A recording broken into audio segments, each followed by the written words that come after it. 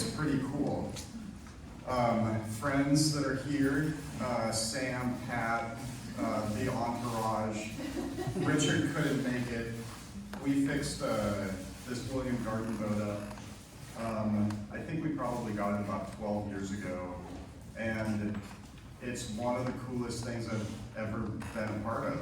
And it's really fun to have done it back when we were in our mid-20s, and now we have this thing that is a sailing beast that is a safe, awesome thing. And every time I go out there, I'm just like, wow, I have this thing. It's so cool. And so we've had it in the water for about 10 years. It's doing great. It hasn't really had any problems except for just like general maintenance and things like that. But the story started years before that. And this is a photo from in the boat, and I'd like to dedicate this speech to my stepdad, who isn't with us anymore, who is right there, and he would be so proud of all of us right now, because he really just thought it was the coolest thing in the whole world that we actually did this project and fixed this old derelict sailboat up and sailed it. And so that's him right there. This is a different boat that we got. One of the things that made the whole thing possible was that we realized that marinas are extremely expensive and they don't let you do a whole bunch of stuff to your own boat. And we bought this big truck and the Pickle Fork boat trailer, and then realized you could get big, huge wooden boats for basically free, not really knowing anything about them.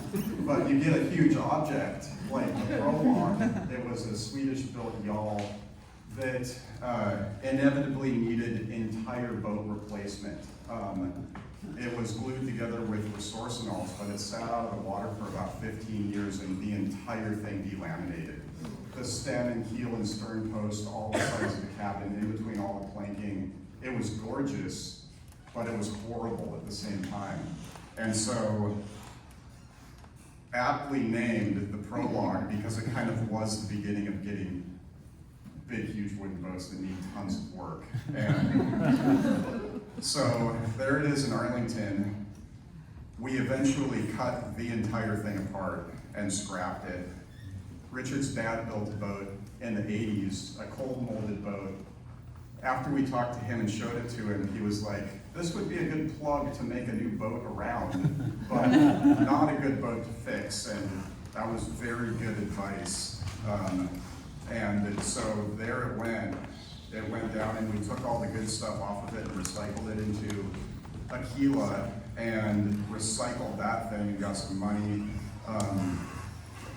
And then that photo sideways. We did a horrible thing. We burnt the boat.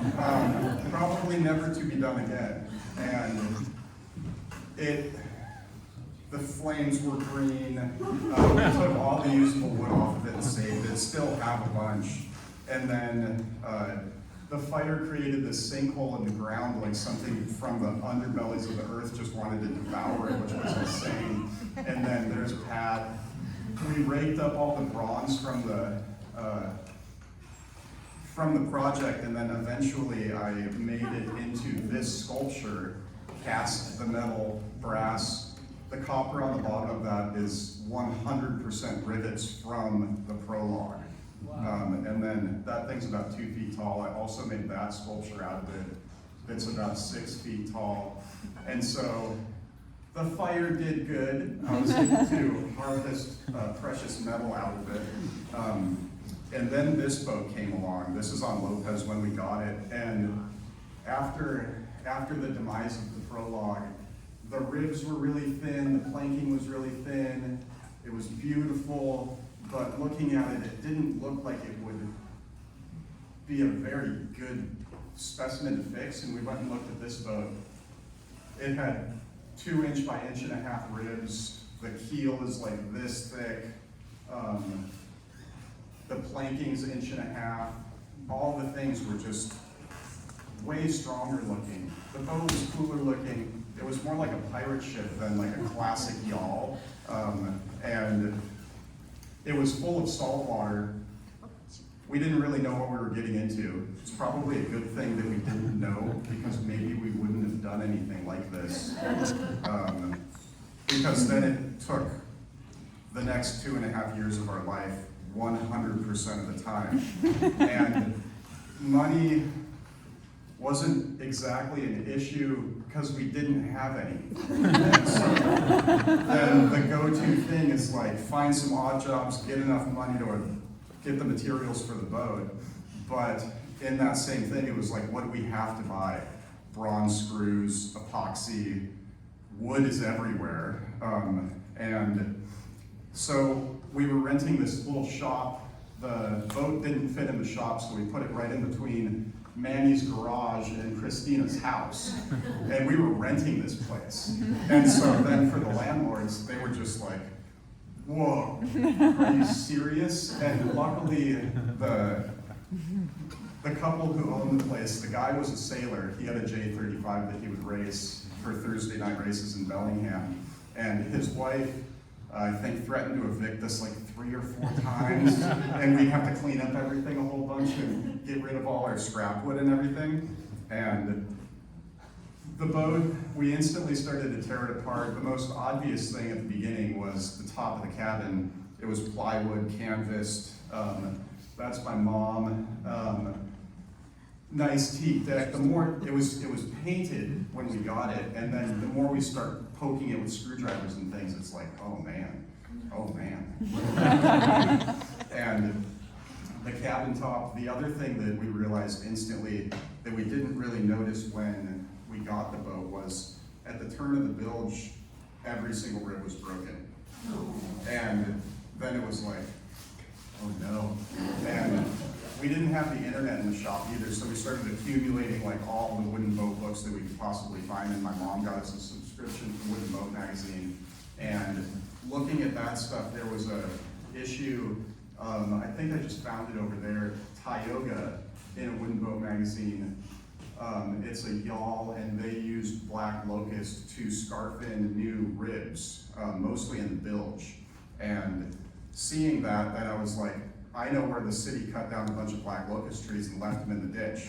And so then we went and got them all at night and then drove them down in Sam's van. And I think Sam said that coming around the corner, one of the front tires came off the ground because the back of the van, the door was open and the dogs were hanging out on the back. And so my parents had a bandsaw mill that we kept bringing wood down to and milling up. And the black locust, seeing that article was like, sweet, they did it, let's do that. And so tore apart the cabins, the sides of the cabins. One of the things was the fresh water from the teak deck leaking, leaked into all sorts of stuff and started destroying things. And here's some of the black locust. We got the black locust from a ditch, and there was a lot of black locust in the ditch. We still have some black locust from the ditch. And then, this is my truck. We'd go down to the beach and get this stuff. And we got a lot of that stuff. And we had a grizzly bandsaw that could cut 17 inches by 17 inches. And it was Sam's. We pushed log after log after log after log through this thing, and it just devoured wood. And we found a lot of super nice wood. And there's some parts inside the shop. This was a U-log that for some reason they put a new trail along the chuckanuts and they cut this tree down. I don't know why they didn't make the trail go around the yew tree, because it was like a couple hundred years old and yew trees are awesome. But then it was like, why did they cut this tree down and just put it along the side of the trail? So then we went down there at night and got it. And cut it up into boat parts. Cut that up into boat parts. Split that thing into boat parts. That thing also, more boat parts. They're everywhere. That's a boat part. And we got a firewood permit. My parents lived at the beginning of a logging road in Arlington. We got a firewood permit, and instead of getting it in firewood form, My stepdad, Joe, bought a fancy bottle of whiskey and a cooler full of beer and went and traded it to an excavator driver up the hill to drag out a bunch of old growth fir logs. And that's one of them that we milled up and then used a bunch of that inside of our boat also.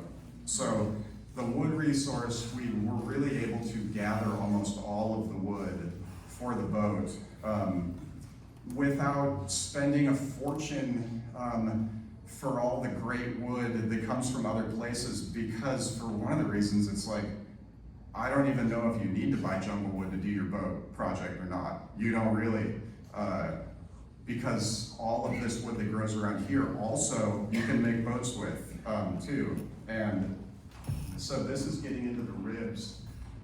We borrowed everyone's jacks, all the car jacks we could find, pump jacks, and then we would cut out a part of the bad rib on a scarf angle, mill up a bunch of laminations of black locust, and then we press them into the boat without removing the plankings, just the fasteners. And so the planking on the boat was basically all great. It's wonderful yellow cedar. And so doing this kind of saved a lot of time of dismantling all the boat and taking planks off and everything.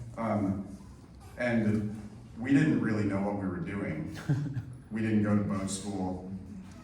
We'd all kind of been into woodworking a little bit, but then just by, I don't know, thinking about the project, looking at old boats, talking to Richard's dad was a huge resource, Mike Gwost, and some other older people that knew the world better than we did, got a bunch of advice. And here's a lamination after the jack came off of it, and that then we ground them down, and you can see how all the laminations kind of just all scarfed to the old rib, and then we put the fasteners back into it.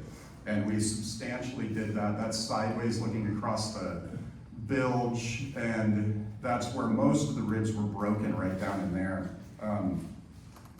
And so you can see the floor timbers and the new ribs on either side going in there. And we did things probably in not the right order, not even knowing the order of what you're supposed to do with a project like this. Then the boat had half sunk at one point, so the motor was underwater.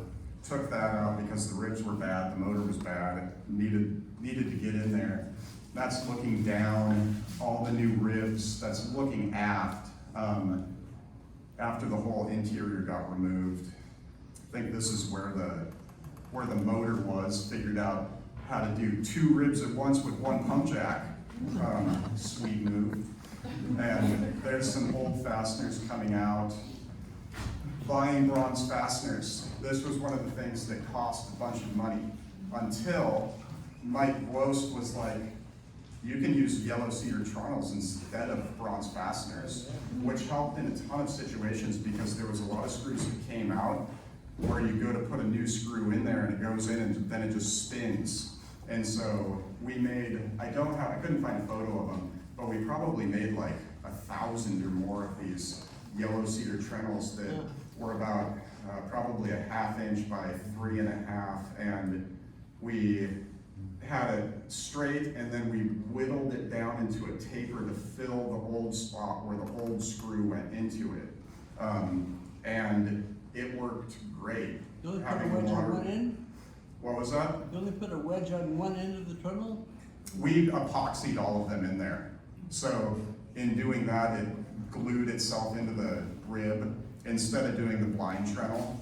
And so I guess whittling the treadle down, the end of the treadle was only about a 1/4 inch big because we were replacing the screws with treadles. So we would stick a drill bit in there and ream the hole out and then whittle a treadle to fit in that void. But we used a ton of epoxy, like 30 gallons of epoxy.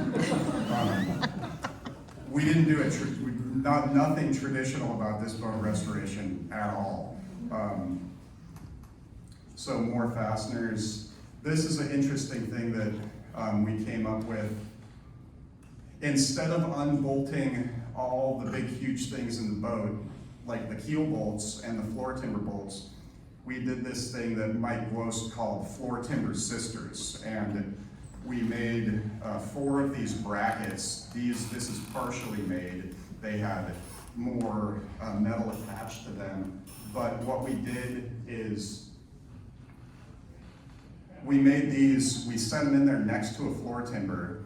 They bolted through the new rib. They also bolted through the floor timber.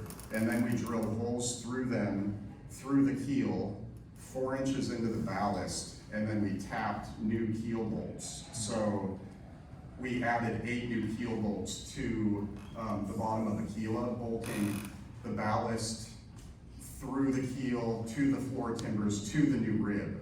And it was kind of a thing that we did instead of ripping the entire boat apart of all those big fasteners, because like, we didn't really want to. And we did that instead. And so it's been working completely fine. Nothing's broken. It feels very strong. It doesn't creak, it doesn't leak. Here's some of the drill bits we made to get down into the ballast. And some of the drill bits needed to be this long. And then you can see a tap, drill bits, new rod to make the fasteners with. And I think I'm cracking a cider right there in celebration of this thing that we figured out. You can see there is a head tube off a bicycle right there that we cut apart and made this pivot. And so then we lodged a gigantic drill gun underneath that 2x12. And then at first there was like 3 of us standing on this plank, pushing down on the top of the mountain to drill a hole. And then we realized that we could just take 300 pounds of lead and pile it up on this plank. And then it'd go for like 45 minutes, and then we'd check it, and then we'd be like, oh man, sweet. It drilled like down that far. And it'd just be in there going like, and we destroyed the first drill, so then we had to borrow Chase's drill. Because Chase's house came with this enormous drill that like almost killed Richard at one point. And so the cabin top, I think the ribs are fixed. It was about the first thing we did besides just ripping everything apart. Started to get into the cabin. This was a freshwater leak that rotted out that beam that goes in between the cockpit and the main cabin of the boat. Did a weird scarf, hasn't broken yet. I put a hole through it. There's new, that's the mast supports black locust. And I think as Sam said yesterday or this morning, we kind of did, we did some things that would make us feel really good, like doing that. And then we like finished it out all nice. Even though the rest of the boat is just totally ripped apart, we had these pieces that were like, sweet. And every time we go in there, it'd be like, sweet, look at that piece, it's awesome. And this is the same area, the corner of the cockpit, made some fancy little boards to replace that stuff, capped it, made basically the same thing, just made all the same pieces, duplicated them, put them back all together, and cabin's going back together. This is a good shot of friends starting to do the coach roof out of mostly driftwood and old growth fir, and then the 2 back faces of the cabin are black locust. The fancy boards on the edge of the cockpit rail is black locust. All found wood. There's a good shot of cutting a gigantic piece of yellow cedar with the bandsaw. And I remember when we were doing this, Sam and I were like, who's cutting the board? Who's following the line? I feel like I am, but sometimes I'm not, but we're both just doing it at the same time. Because you couldn't pick that piece of wood up by your own. And then I think this went into reframing, like the settees, the quarter berths, the V-berth, all framed in yellow cedar. And then this is some wood, I think it's old growth fir, black locust, mahogany, yellow cedar. This is basically like scraps of the prologue that we cut apart and scraps from the logging road and scraps from the beaches and everywhere else. And so instead of doing plywood for any of the berths. We just did all these slatted things like this. And so under the cushions, you take them up and it's just beautiful wood down there. There it all is displayed. And the U-log that came from Chuckanut is kind of the backrest when you sit in the settees where the shelves are. And some of the only wood that we bought was plywood. We redid all 4 of those bulkheads. It's plywood that we got from a weird little plywood shop in Bellingham called Windsor Plywood.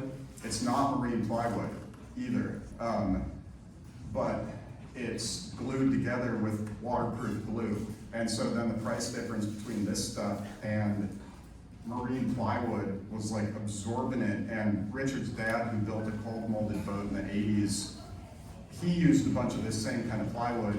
And he said that you just want to make sure to paint the whole end grain with epoxy all the way around it. And also, you know, it's stuff that works good. And in this photo too, you can see all of the 4 floor timber brackets that got placed right above the ballast keel that bolt the boat together in the down belows down there. Weird idea, hadn't really seen anything like it, but there was brackets in the prologue that were similar to it, and I guess we copied them, kind of, so we did see something like it. And then V-berth framing, interiors going up. I think at this point, our tallest friend is Pat. And yeah, recently, I think yesterday, Pat was like, check it out, I can stand in this boat. You know why? Because when we were at this phase, we were figuring out where the floor goes. And it was like, hey Pat, can you come in the boat? And we had boards set up, like proposed floor height. And Pat could stand in between the cabin frames, but he couldn't stand underneath the cabin frames. And it was like, oh cool, we gotta move it down like that big, so 6'3" Pat can like walk. Very important. Also, the boat had more features. Since we kind of like to go cruising with a bunch of friends, we mainly did the feature of put as many berths as possible inside the boat. So the V-berth is like a queen size bed, and then we have 1, 2, 3, 4 more berths besides that. And I think the first night the boat was in the water, 9 people slept on it somehow. And it's not altogether that big inside. And that's the inside, looking up at all the driftwood, new coach roof. And they made a nice little table, wooden boat magazine right there, constantly looking at it. And the V-berth is out of the other boat that we got, the Prologue, as well as other slats and the thing by the anchor locker right there. So we reused many parts of that boat. I think you can see 2 little shelves on either side is a drawer from the Prologue cut apart with steam vent locust around it. Just utilizing like all the weird little shapes from getting a boat and taking the entire thing apart. Sitting at the table, yeah, feeling good. Things are going together. Making fancy boards. It was fun to get to the point where you just get to make a whole bunch of fancy boards. And then, you know, poking around more, started taking more things apart. Very evident that we needed to rebuild the entire transom. And it has a counter stern, so lots of framing, lots of large blocking.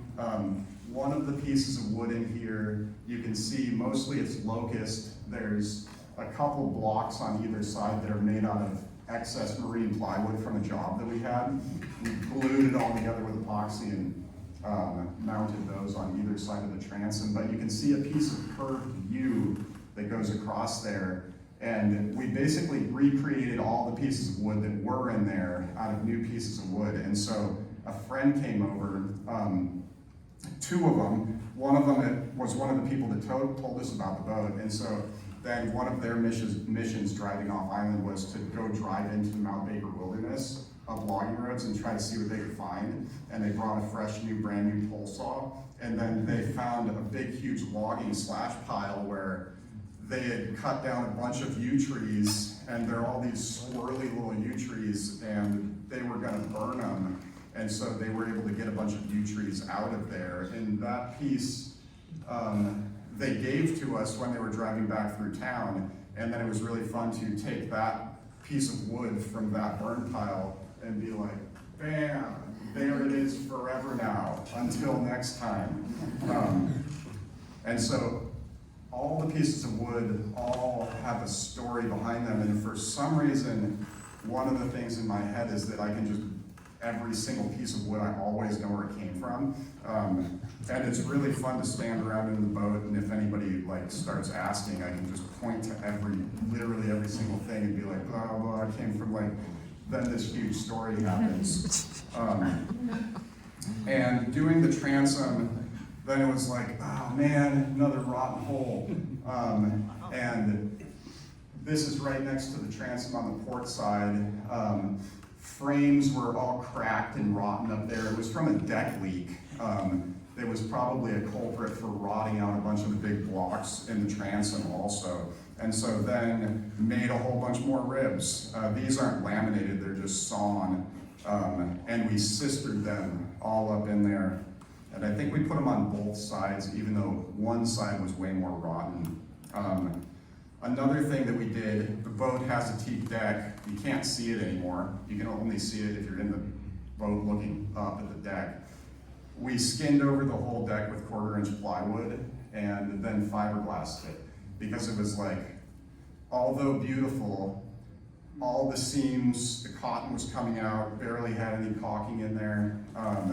You could see basically all the heads to all the fasteners. And yeah, the teak is probably about like, I don't know, at least 3/4 of an inch thick. But instead of doing all that work, we did this instead, because imagining that and imagining the future of deck leaks, we don't want deck leaks. We fiberglass the top of everything, which has been great for keeping our boat leak-free and maintenance-free. This wood all became the cap to the rail, and this is another locust log that the city cut down that they left in the ditch, and it only had a couple little knots in it, and the whole thing had this really nice curve.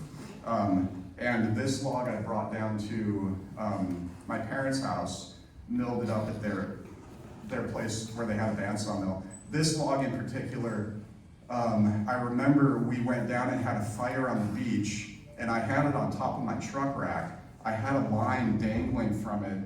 Riley, we were driving together, and then I get pulled over, and the cop's like, do you know why you got pulled over? And I'm like, no. And he's like, oh, you got a rope dragging behind your truck. I'm like, oh man, thanks. And he's like, so what's up with this log on top of your truck? I'm like, oh, my parents got a bandsaw mill. I'm gonna mill it up on their bandsaw mill down there, and try to instantly like get the conversation to something else besides like legality. And so didn't get a ticket or anything.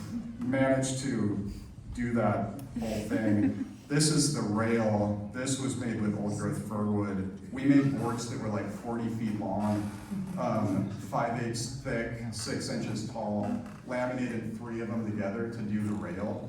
And with one of those little job site power planers that can do like a foot, we had the boards set up on sawhorses and stuff, and then 2 people would have the planer, and they'd walk the planer as it went down the board instead of sending the board through the planer. It's kind of clever. There's the rail and stuff going back on the boat. Super exciting. Locust cap, putting the jib track in there. Yeah, things are getting highly exciting. Windlass, vents, hatches, the whole gamut. Boats starting to go back together. Made a couple winch handles. We made brackets for the rail, brazing pieces of plate brass together at different angles. The lifeline posts, we had I don't know what it was. I think it may have came from Richard's dad. We had a bunch of solid stainless rod that we just drilled into the rail instead of putting those normal lifeline rail things on the boat. And then we capped it with all of those little caps. This is a thing that was highly weird, that highly worked good.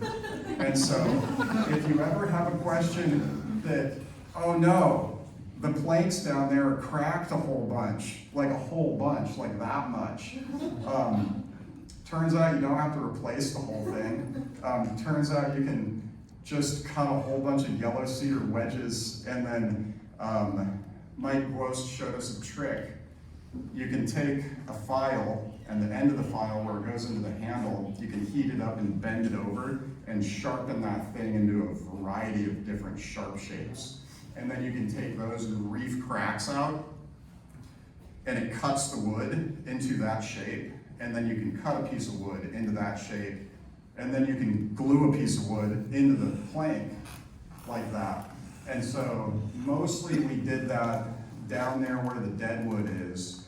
There was a bunch of planks on either side that needed to get fixed like that. Also, the plank right along the water line had a bunch of cracks in it, and we heavily splined the planking in this phase. And we just had the boat out of the water, went in the water 3 days ago, and looking at the boat down there, there's no evidence that we even did that. The planks are tight, you can't see the splines, the paint's not chipping off of them.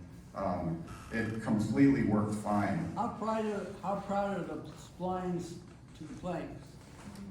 How proud? Yeah. They were sticking out of the planks like however much, and then we planed them off flush. Yeah, okay. So there you can see how proud they were. Very, very proud. Yeah, chunks, very chunky. Yeah, and lots of epoxy all over the place. That's a good one. It's not a solid chunk. That was like 5 cracks all right next to each other, like really close together. And we planked the transom with gorgeous pieces of red cedar, but Just like the world. you can see the area where we fixed the boat up. I love this photo because I took it because I'm like, oh man, it's just gorgeous. And then it's like our piles of like, we're in a t-shirt holder and like cut apart bicycles for making freak bikes. Some dinghy I made. So Sam was gone when Richard and I got the boat. Sam was the one that found the shop that we all did this thing at. He parked this VW bug in there, and then we just parked the whole boat right there, so he couldn't even get the bug out like at all. Didn't tell him what we were doing or anything either. So I had to wait until we finished. Well, Riley said it the best. He came over one day and he was like, gosh, if you guys weren't doing this boat project and doing a really good job on it, you guys would just look like a bunch of tweakers. Because we like doing projects, and we only had this like tiny little area to do projects. And at the peak, there was 7 dudes living in a 30-foot by like 40-foot shop. There was an apartment in the last 12 feet of it with a bathroom. We had a dish rack in the shower where we do dishes. We had a double couch with a bunk bed above it. We all sleep in the same room. It was insane. We'd like go find jobs, get enough money to buy more epoxy basically, and then come back and work on the boat all the time. And then when it came to the corking, we got thorough, very good instruction from Mike Gwost, who is an amazing guy. And he lent us all of his corking tools, showed us how to reef the old stuff out, showed us how to put the new stuff in there, showed us how to make the tools fit the plank. And another thing was, after stripping all the paint off the boat, reefing all the old cotton out of there, it was evident that, well, the boat's been out of the water for like, I don't know, like 5 years at this point. Planking's shrunk a bit. It was built at a boat school. I think in this phase of it, we were like, boat school built this boat, blah, blah, blah. Because the planking seams, like, you want them to be really nice and sharp and touch at the back of them, so you can pound the cotton in there in a way where the cotton just doesn't go through. We had some planks, if this is the inside of the boat, we had some planks that were shaped like this, and you'd go to cork it, and you'd be corking a spot, and then it's like, why can't I move forward? I'm just still corking this one spot. And then you go to the inside of the boat and you just delivered like a softball sized chunk of cotton into a big old wad in there. And so then it was like,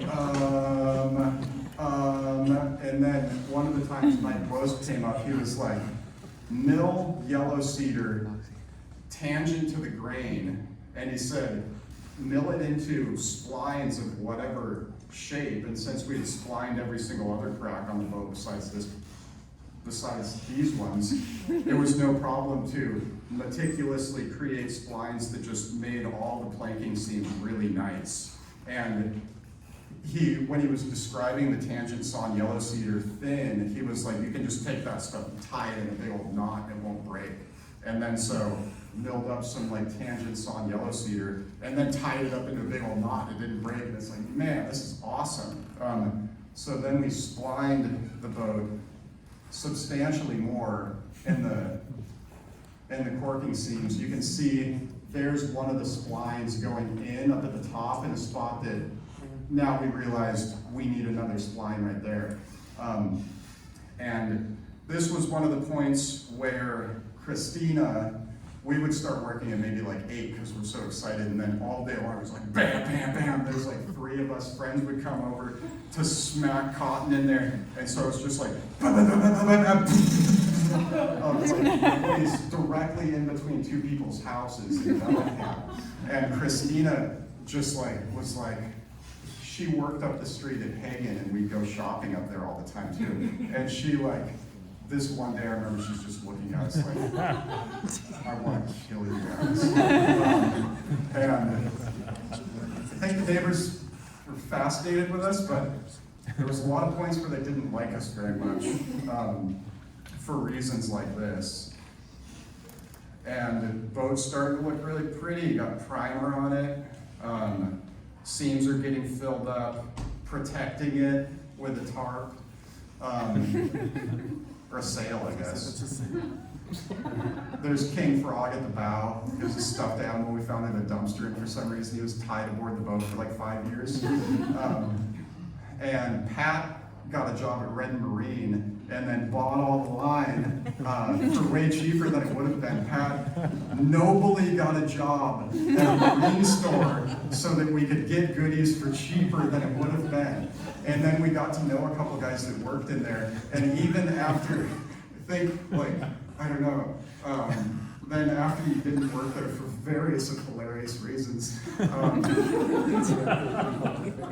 other cash register guys would still give us a discount after you didn't work there, which was like sweet and awesome. Thanks, guys. And so boat's looking all super pretty. Come to launch the boat, we had the truck down in Arlington because we were using it to put logs on my parents' band sawmill. I drive it up to Bellingham, tire blows up, thought I'm getting shot out on the side, just like, boom! And drove the truck up there, I think 2 days before the launch, tire blows up. And then we have another rim down in Arlington, so I'm like, oh my God, gotta take this huge tire off this giant truck. And then immediately drive back down to Arlington, get the rim, another spare tire we have, go to Les Schwab right before they're closing. They managed to put it on, drive back to Bellingham, put it on, and then our boat trailer, the Pickle Fork boat trailer, has 8 wheels, tiny little axles. You can back it around a sailboat. The axles don't go all the way through. It also has 2 little wagon wheels on the front with like a wagon arm where you can steer them. And this was one of the wheels. Les Schwab wouldn't put a tire on a rim with a big huge hole in it. And so then it's like, oh man, gotta weld this patch on this rim. And it was the night before we're launching the boat. And we're using our boat trailer to launch it on a ramp also. And so Les Schwab wouldn't put the tires on, so then it's like, how do you put tires on a rim? And we don't even have internet, so I'm like kind of remembering, but mostly it's just like, we need like the things to change a bike tire huge. So I got some crowbars and rounded the ends out of these crowbars so that I was able to get these little tires on the rim that night. It was like my night project before launching the boat in the morning. There's a couple of the crowbars all ground really nice and a bunch of grease and stuff. And here we go, trucking. Trucking. We trucked the Prologue, we trucked the Ariadne, we trucked the Sea Tramp with this truck rig. We trucked Aquila from Lopez when we originally got it, and going over the bridge for some reason, I'm like, I wonder how fast I can go. Then some truck drives by and they're just like slamming on the horn. And then I like get a call from Richard on the phone, and Richard's like, dude, the whole boat was just like wiggling back and forth, going like down the hill out of that bridge coming out of Anacortes.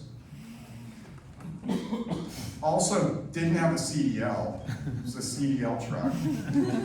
The trailers never had a license plate on it, ever. By some weird little marina. And so we got one of those $30 temporary towing passes every time we take this rig on the road, so I could play dumb basically and be like, I got a towing pass. It says you can tow anything for like a 3-day period. And knock on wood. All this stuff has worked fine. And so we're leaving the shop. Probably something that everybody didn't even think was going to happen. I think Riley, you and Kyle were sitting on the boat one time, and I think you gave me the report that you and Kyle are sitting there, and just, it was when we had everything ripped apart, and you're like, man, I don't know what these guys are doing. They're never going to be able to fix this boat. And then we did. And it...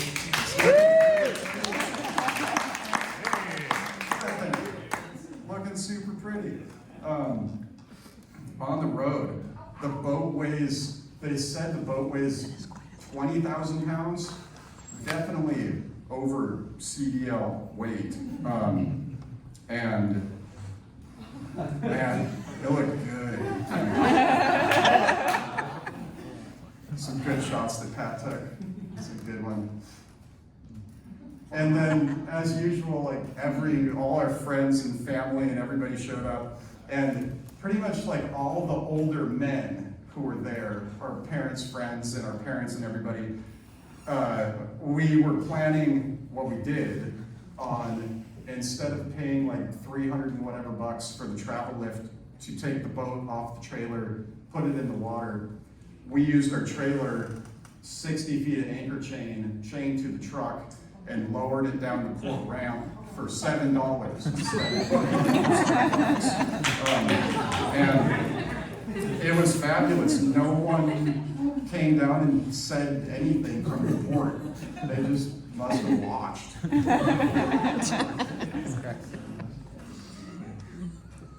Let's see.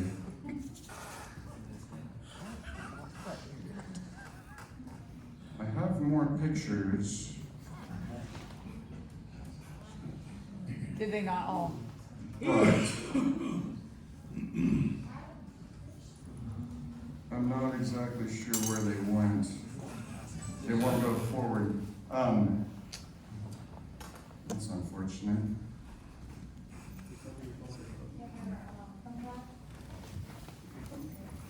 Yeah.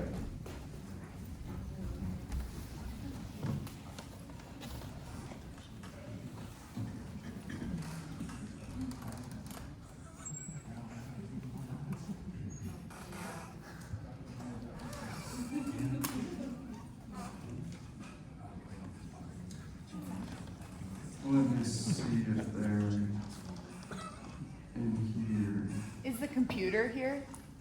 That's all the ones that got copied.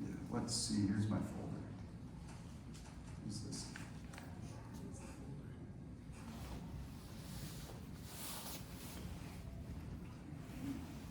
$1:10, so we got about 20 more minutes. Well, the other photos are photos of us sailing the boat, which is good, and launching the boat, that's good.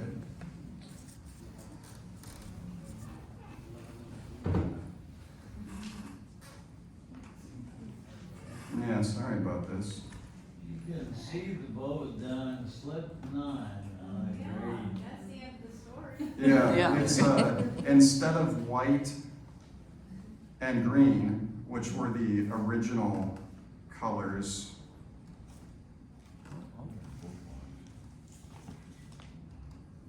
Now hit the arrows, Yeah, Are they on the thumb drive?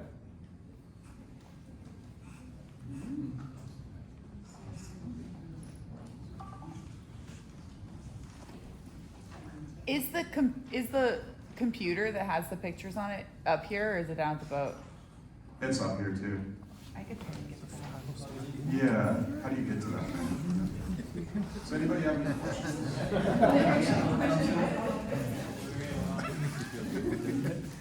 What'd you make your 4 metal brackets that you pre-bolted to the keel, what were those made out of? They are just galvanized steel. We welded them together and then sent them to the Had them hot rod galvanized place in Mount afterwards. Vernon, had them galvanized. And they still looked galvanized. I mean, theoretically, they are a part that we could take off and get galvanized again. But draining the bilge and looking at them, they aren't rusty. You can see that they're still galvanized in there, which is great. Yeah, Maria, back there. What was the timeline that it took from the time you guys parked at the shop till the time of the launch? 2.5 years is the time period of this whole project. And it was about 12 years ago when we did it. Yeah.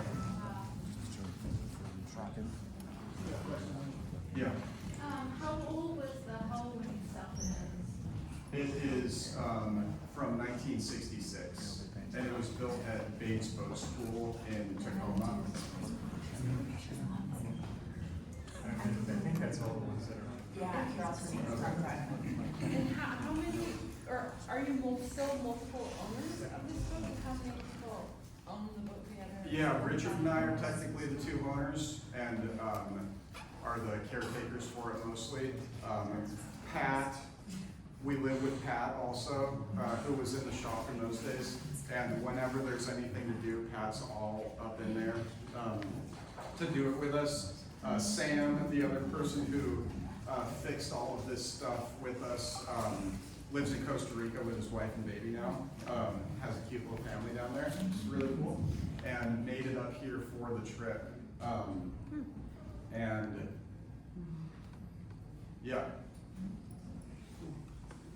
All that wood that you guys cut up from logs and things you scavenged, did you have to dry that wood or for a while before you could use it, or not? it seemed like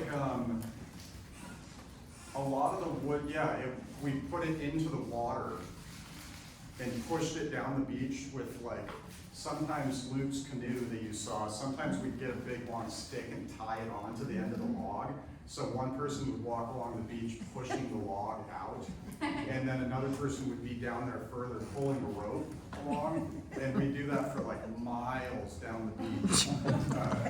We started, it was this DNR beach, and we started getting the wood like all around, but then we had to walk way farther to get the wood. But after cutting it up, it seemed like in the summertime, cutting it to the right size and the sun drying it was all that we did. Yep, no wood kiln or anything. And it all dried out all the way, basically. I mean, the cabin top doesn't have any cracks in it where any of that stuff is shrunk. And we epoxied all of it together, and when mixing epoxy, when you put it on wet wood, it instantly turns white. And we didn't really have that scenario happen. Eben, I'm curious, after you splined the hull Mm-hmm. and caulked the hull, and you put it in the water, did it swell back up and did it change things? Did it break any frames? It didn't break any frames when we put it back in the water. It pushed some of the putty out. And then, like, in the couple haul outs, we've only hauled the boat out 2 times in 10 years. Yeah. One of them was like 7 days ago. And sanding the whole boat, you could tell that some of the seams are bulging out compared to probably a little bit of a recess after we put the putty in there. One of the things that happened is corking the boat, working up from the bottom. We got to the top of one side, and I remember Sam and Richard and I are all hanging out looking at like, oh man, we just finished the side of the boat. And then we're like looking at it.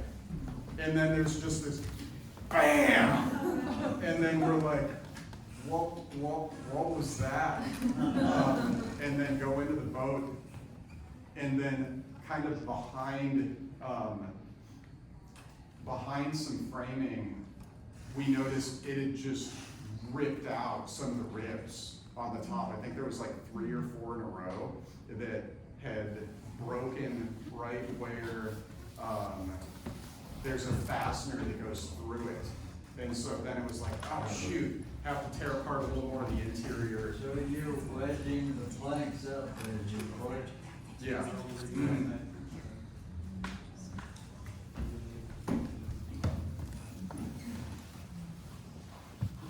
Yeah, let's see, sailing trips.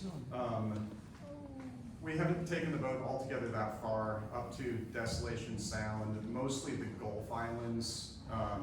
We took it out to Tofino and up to the hot springs just north of Tofino. Recently, we sailed to Salt Spring in May, and the NOAA weather broadcast was broadcasting like 25 to 30 knots, which was like, we're gonna have a rowdy sail up to Salt Spring. It blew 50, and it was insane. And so then like at the dock afterwards, I'm like looking around the boat, looking for leaks, and it's like, Here you go. nothing's leaking, nothing broke on the way down there. Awesome. Thank you, tech support. And back to party time. For some reason, there's King Frog at the bowsprit, and there's still flowers and people. Proud parents of our giant baby right there. Yeah, so this is the part that all the dads were sketched out about. And I don't know, after trucking so much with the truck and moving boats around in weird spots and stuff, it was like, this makes sense. I think we can do that just fine. This is the port boat ramp in Bellingham, Washington. Mm-hmm. Yeah, in white and green, we painted it the colors that the boat came with. But then about 7 years ago, the last time we hauled the boat out of the water, it was like, every single wooden boat is painted white almost. And so we painted it kind of like sky blue and red cabin sides. And there it's going, the day we had all been waiting for. And I think probably there was more people on the boat than there ever has been. I think there was probably about 150 people that showed up, and at one point it was just standing room only on the entire boat. And then the mast, I put it on my like 16-foot long Datsun pickup truck. The mast is 42 feet long, and then drove it down to the marina at like 2 o'clock in the morning, and thinking there's not going to be any cops on the road. And then the only person on the road was a cop. But they didn't turn around and do anything. And so stepped the mast. Kyle was all tuned into tuning the rig, so he helped us out a bunch with getting everything to the right tension. And there it was, and we had it in Bellingham. And I remember walking down to, okay, cool, walking down to the boat, it was sitting out there just like this, and there was a couple of people right in front of me, like some younger guys, and they were looking out there, and they were like, gosh, look at that boat with the bowsprit, man, that'd be my ideal boat. And I'm just thinking, like, yes. I want a boat too. And then we sailed it, and it sails great, it's awesome. It's a heavy little boat, and it has a big keel, and it just does great. I mean, I haven't really been on that many boats, but I really like this one.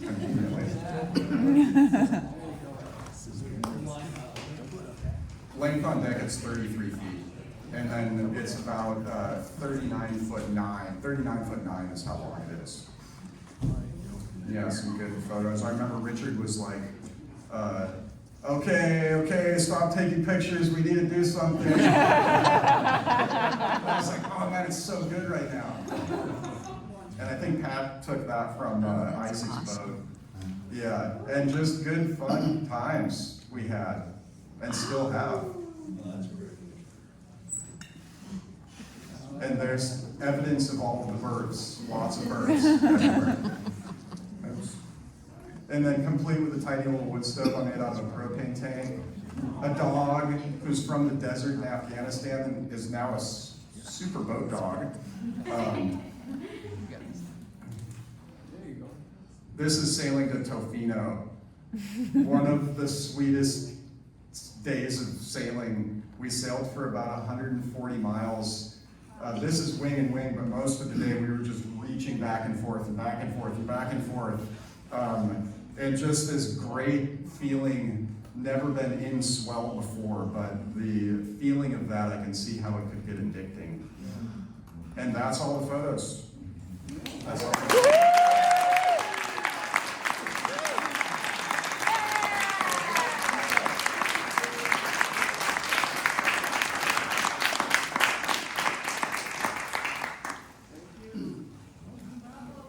Yeah, we still got, what, 8 minutes? Is that true? If there's any other questions? Friday, Robert Washington. Yeah, there's a question over there. Tom Jackson, the wooden boat owner and publisher, he's in the wooden boat booth here. Mm-hmm. See if you can do a story on it. That'd be awesome. What year did you say it was built? In 1966 at Bates Boat School in Tacoma. What banks at 75 and 76? No way. Cool. So how long did they own the boat before they sold it off? And they sold it off right after they built it? I'm not sure. No, I don't have that. that's for the after school. Originally, it was built as a gap sloop, I think, and the rig got changed to a Marconi cutter at some point. Do you have any desire to rescue another boat? Do it again? Yeah, I was kind of talking about that this morning, and maybe, but maybe not. I kind of would almost rather just build a new boat from scratch. Because digging into an old boat that's had a bunch of chemicals poured into it for like 40 years or 60 or whatever, is kind of gross. Using a million gallons of epoxy is something else too. And I think, I'm not sure. It would have to be the right boat, but then also, I don't really need another boat. So, not sure. You should see the things he's building now, though. Yeah. He's also building amazing structures now. The building Yeah. sales. The sails are made by Haas and Petrick here in Port Townsend. And it was a day that we were part of the way through doing the boat. We all brought them out to this big grassy field and then unlaid them. And we were like, oh my gosh, look at these sails. They're awesome. And so that was one of the parts of the boat that we had to do nothing with because they were basically unused looking.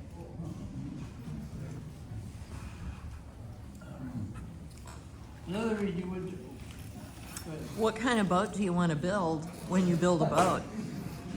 Well, I'm building a a 14-foot lap straight Viking-esque style skiff with a transom, not double-ended.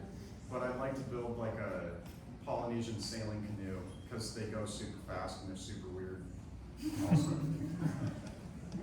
Another reason you couldn't do it now is because you don't have the youthful enthusiasm you had 12 years ago. I think, yeah, we were blind to what was coming next back then in our early 20s. Exactly, and now maybe I know better, maybe not. I don't know.